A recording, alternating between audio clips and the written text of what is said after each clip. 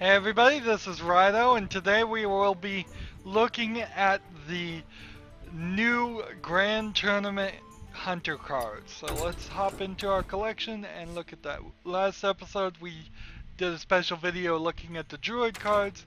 Now we're going to be looking at the new Hunter cards.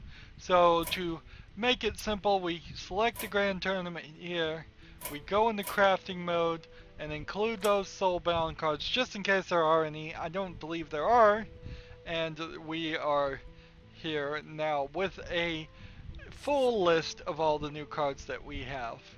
And already I can see I have a gold card that I can disenchant for some more dust. Trying to get as much dust as possible and thinking about what I'm really going to spend that dust on. Whether that will be to complete my classic collection or to maybe get a grand tournament card that I might see as being very useful, or maybe even a Goblins vs. Gnomes card.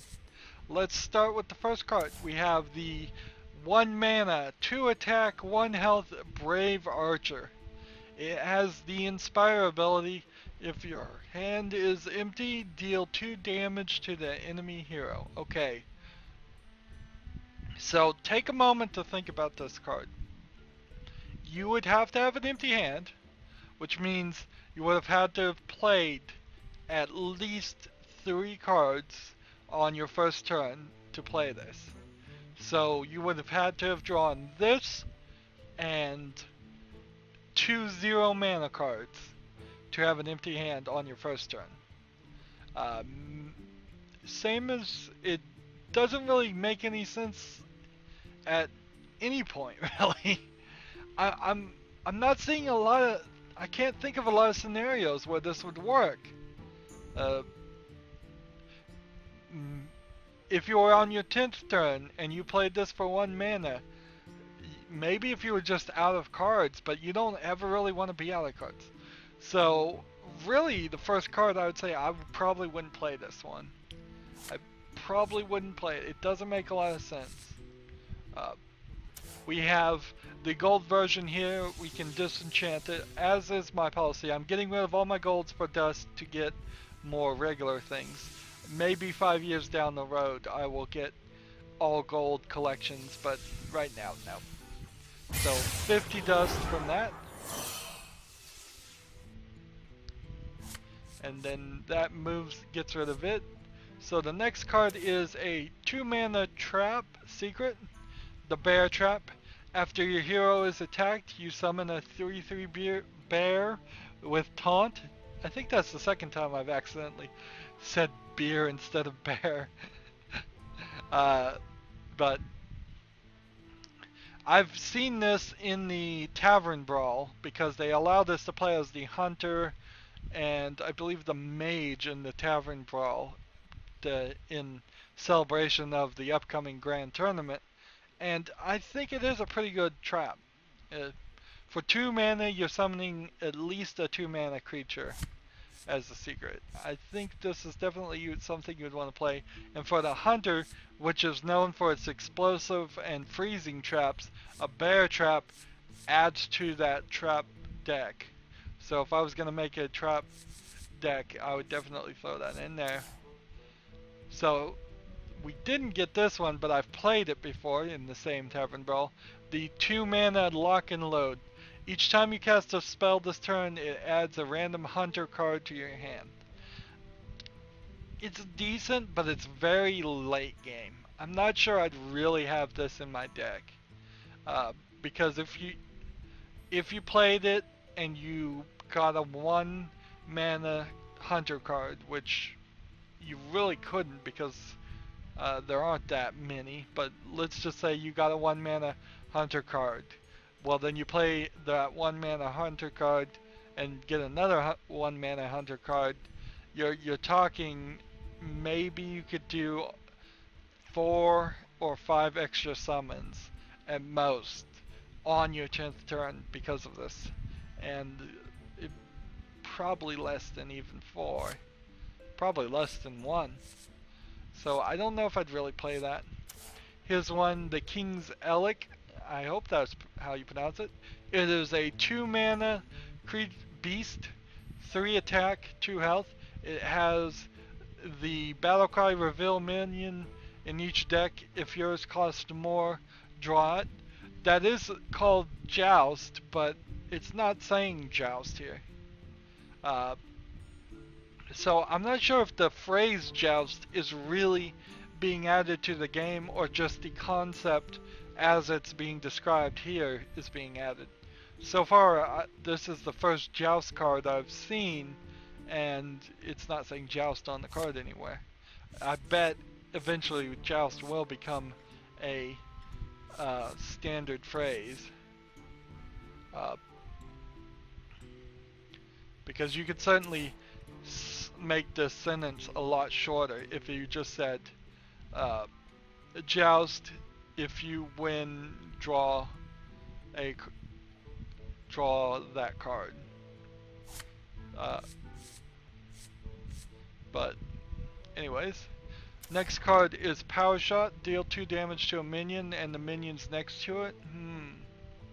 So Hunter, I believe, has Dual Shot already as a card that does 3 damage to 2 minions next to each other, or 2 random minions. I'm not sure whether it's random or 2 next to each other. I think it's random.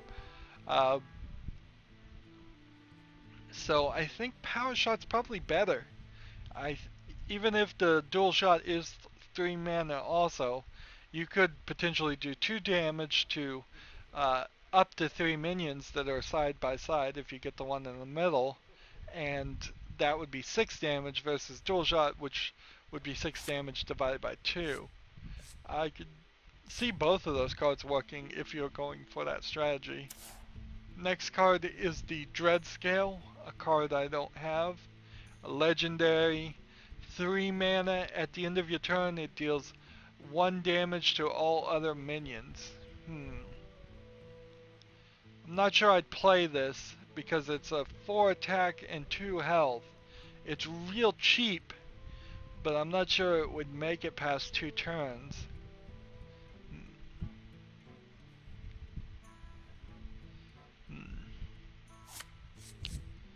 Next one is the Stable Master. I think I've seen the Stable Master card somewhere before.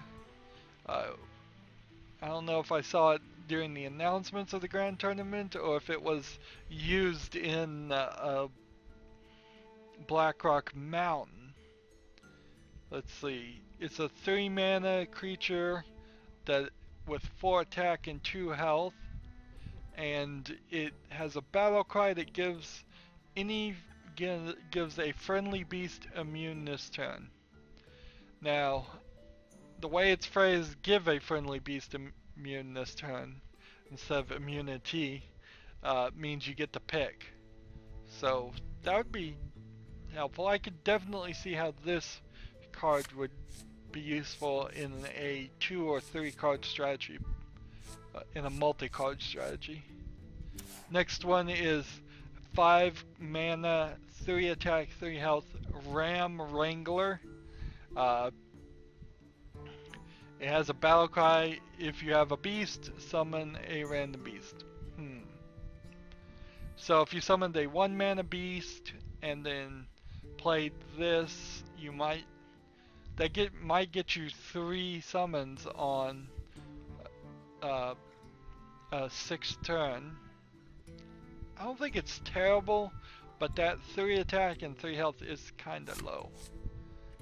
It's something to be concerned about, but I would play with this card, see if it's gonna be useful or not. Next one is Ball of Spiders. I'm sure all the arachnophobes will love seeing this. It summons 3 1/1 web spinners for 6 mana. I'm not sure I don't think that's worth it. I think 6 mana is way too expensive for that. I think a 4 mana would probably be the right time for that.